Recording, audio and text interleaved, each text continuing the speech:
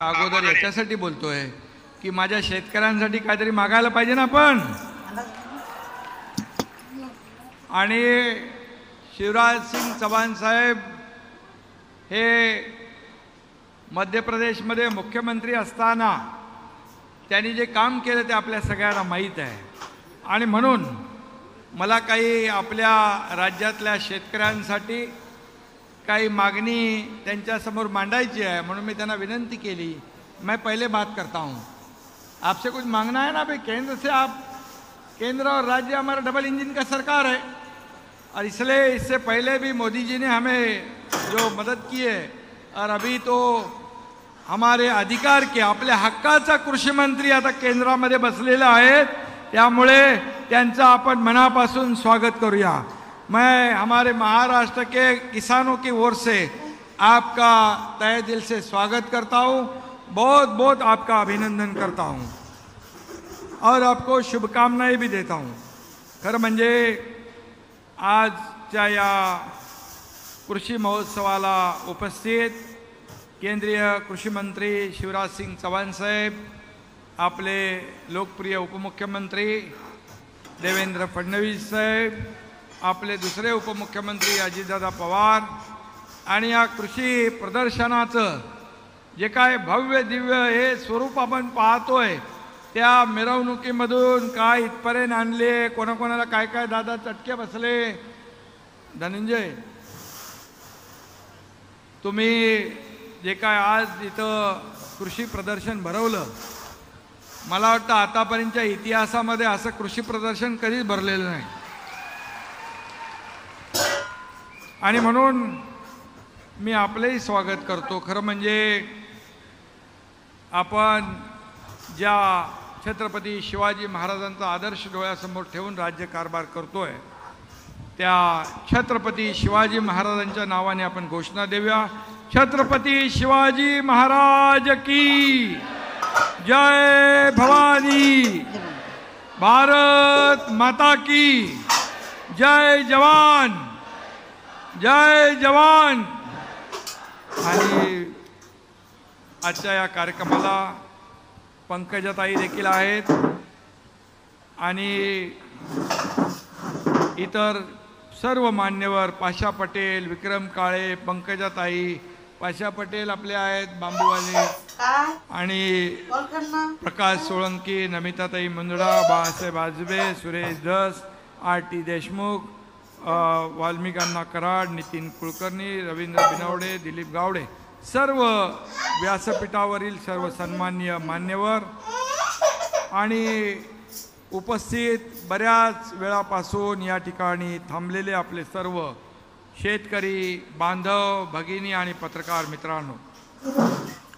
खरं म्हणजे आज या कृषी महोत्सवाला खास करून आवर्जून केंद्रीय कृषी मंत्री शिवराज सिंग चौहान साहेब आले आणि आपण त्यांचं स्वागत मोठ्या दिमाखात जल्लोषात केलेलं आहे.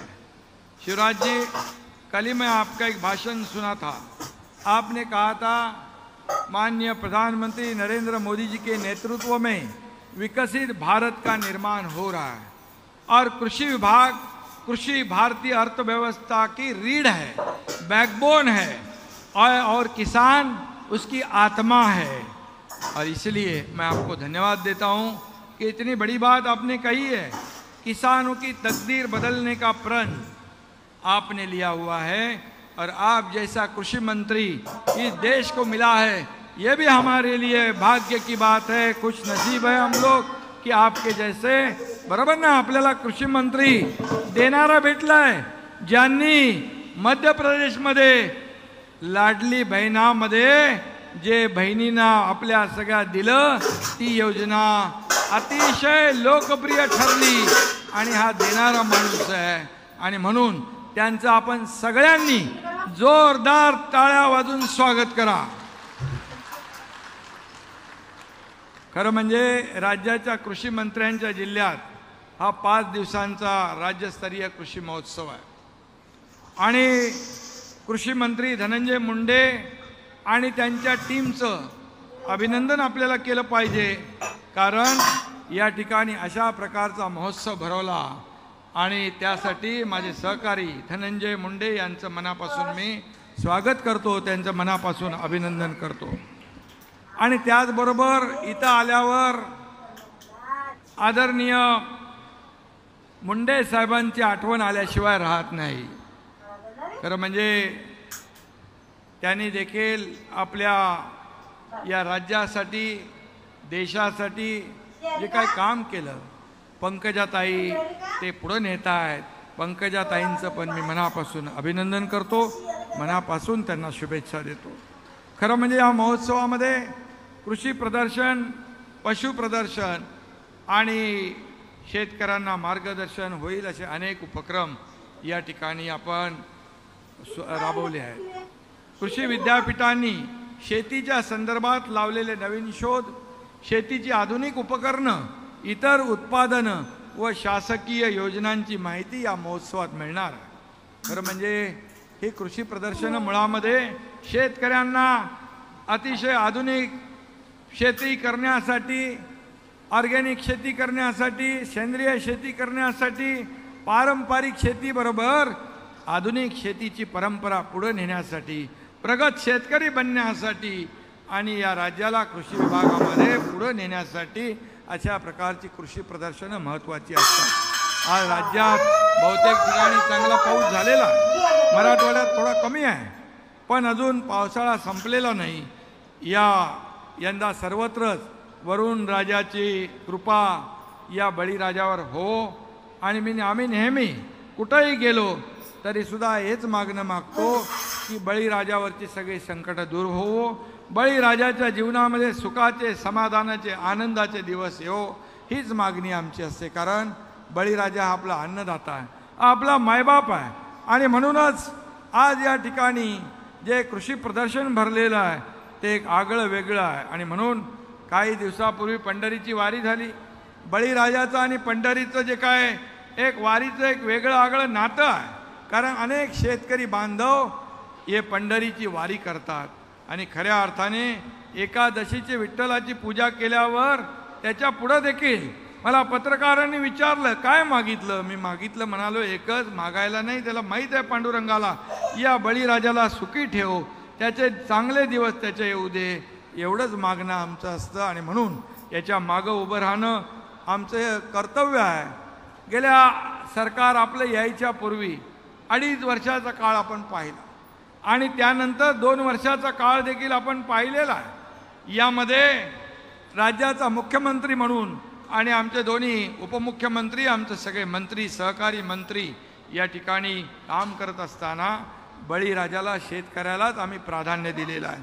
कारण आपण सगळे शेतकरी कुटुंबातले आहोत, मी देखील एक शेतकरी कुटुंबातलाच एक सर्वसामान्य कार्यकर्ता आहे आणि म्हणून शेतकऱ्यांच्या व्यथा आणि वेदना काय आहेत हे जाणून घेऊन त्यांना न्याय देण्याचं काम आपण करतोय। आज आपल्याला माहीत आहे की आज कृषी मंत्री धनंजय मुंडे आहेत, हे सगळीकडे फिरतात राज्यामध्ये। सगळीकडे जेव्हा अवकाळी, अतिवृष्टी, गारपीट होते त्यावेळेस हा कृषी मंत्री या शेतकऱ्यांच्या बांधावर, त्यांच्या शेतावर त्यांचं झालेलं नुकसान पाहायला, संवाद साधायला, आणि आम्ही देखील शेतकऱ्यांच्या बांधावर जाणारे कार्यकर्ते आहोत। ऑफिसमध्ये बसून, कार्यालयामध्ये बसून फेसबुक लाईव्ह करून शेतकऱ्यांच्या व्यथा वेदना समजत नाही, त्यासाठी शेताच्या बांधावर जावं लागतं, शेतात जावं लागतं, ते करण्याचं काम आपलं सरकार या ठिकाणी करत आहे।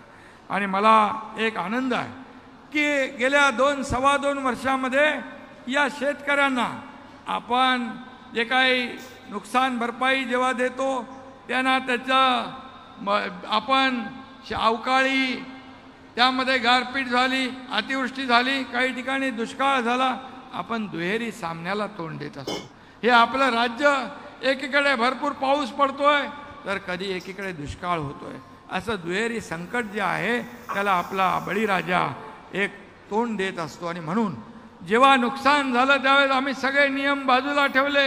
यापूर्वी NDRFच्या नियमानुसार शेतकऱ्यांना मदत दिली जायची, पण आपण NDRFचे नियम बाजूला टाकले, 2 हेक्टरची 3 हेक्टर केली, NDRFच्या दुप्पट पैसे दिले, गोगलगाईने झालेलं नुकसान भरून दिलं, सातत्याने पावसाने होणारं नुकसान पहिलं दिलं जात नव्हतं.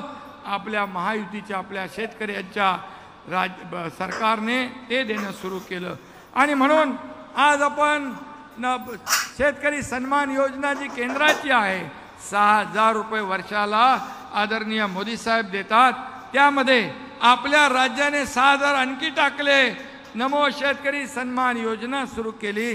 आता शेतकऱ्याला 12,000 रुपये वर्षाला देण्याचा निर्णय आपण घेतला. 1 रुपयामध्ये पीक विमा योजना देणारे हे पहिलं राज्य है.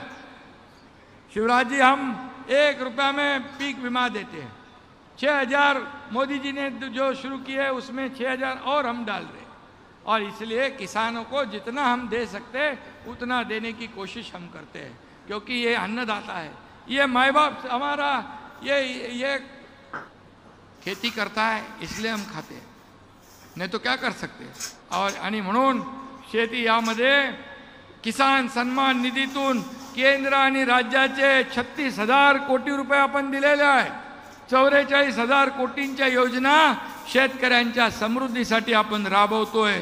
आणि म्हणून मी आपल्याला सांगतो, विरोधक म्हणतात शेतकऱ्यांना काय दिलं, शेतकऱ्यांना काय दिलं. शेतकऱ्यांना दिलेलं जे आम्ही कधी काढत नाही, परंतु आज शेतकऱ्यांच्या पाठीशी उभं राहण्याची आवश्यकता है. मैं इसलिए आपको कहा है कि महाराष्ट्र में प्याज का मामला बहुत थोड़ा गंभीर है. प्याज का है, दूध का है, दूध पाउडर का है, सोयाबीन का है और कपास का है. और इसलिए सोयाबीन और कपास और प्याज, इसमें केंद्र सरकार की मदद की ज़रूरत हमें है. दूध पाउडर में हमें केंद्र सरकार की मदद की ज़रूरत है. वो इंपोर्ट एक्सपोर्ट जो भी है, हमें केंद्र सरकार की मदद आवश्यक है. और इसलिए आपसे मेरी गुजारिश है कि ये जो सब मसले हमारे किसानों से लेकर रिलेटेड है, इसे हम सुलझाने की आवश्यकता है. और इसलिए मैं इतना ही कहूँगा, एक बैठक आप बुलाइए और उस बैठक में हमें बुलाइए. अमित भाई होंगे, अमित भाई को भी हम लोग बोलते हैं. आदरणीय प्रधानमंत्री जी से भी हम गुजारिश करेंगे की आमच्या शेतकऱ्यांच्या सोयाबीन कापसाला चांगला भाव मिळाला पाहिजे आणि या शेतकऱ्यांचं कल्याण झालं पाहिजे.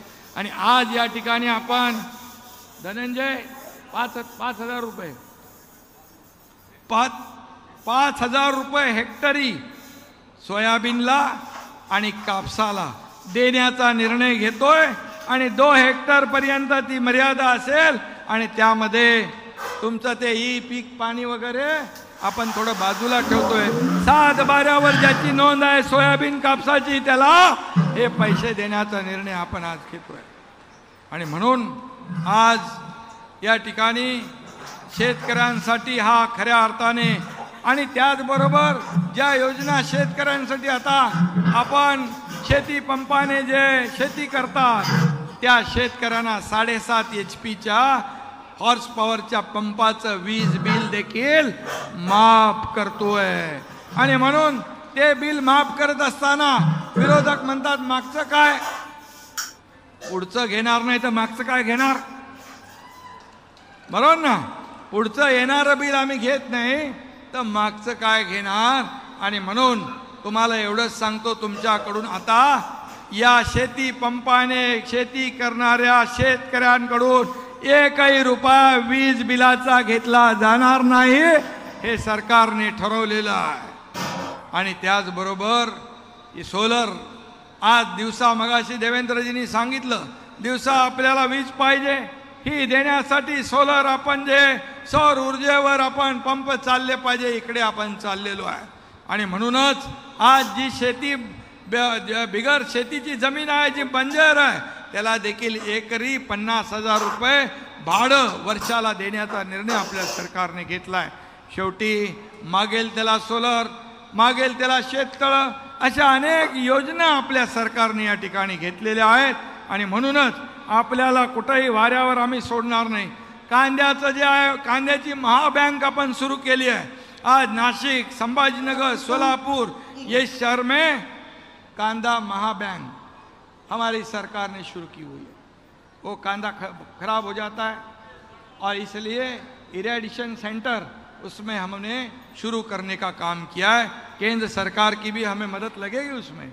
केंद्र सरकार भी इसमें ध्यान दे तो निश्चित रूप से हमें ये किसानों का जो प्याज है, प्याज ज़्यादा दिन तक टिका रहेगा और किसान को भाव ज़्यादा मिलेगा। और इसीलिए प्याज उत्पादक जो किसान हैं हमारे, उनको भी बहुत ही बड़ी राहत मिलेगी। और इसीलिए हम आपसे मदद चाहते हैं। और निश्चित रूप से मुझे पता है कि पिछले सवा दो साल में जो हमने यहाँ से केंद्र को भेजा प्रस्ताव, एक भी प्रस्ताव में कटौती नहीं, एकही प्रस्ताव आपला कपात न करता मंजूर झालेला आहे।